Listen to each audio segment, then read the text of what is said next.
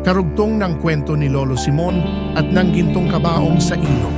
Hinila si Lolo Simon ng nilalang na kung tawagin ay Silab, tagabantay ng gintong kabaong sa ilog. Ngunit hindi nagpatalo ang matanda. Ito ay pumiglas at pinilit makawala sa nilalang. Kinuha ng matanda ang gintong punyal sa loob ng kabaong at sinaksak ang silab. At nakamana ang matanda. Mabilis na lumangoy katabi ng ilog at tumakbo pabalik sa kanyang bahay. Dala-dala ng matanda ang gintong punyal galing sa kabaong.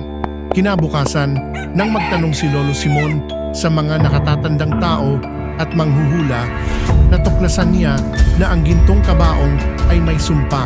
Ayon sa alamat, ang sinumang magkakaroon ng ganitong uri ng kayamanan mula sa ilalim ng lupa o tubig ay magdadala ng malas at kapahamakan sa kanilang buhay.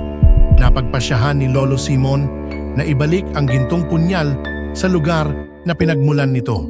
Ngunit nagdalaawang isip ang matanda dahil sayang din ang gintong punyal. Ito na sana ang sagot sa kanyang kahirapan. Sa unang tingin, tila ito ay isang biyaya.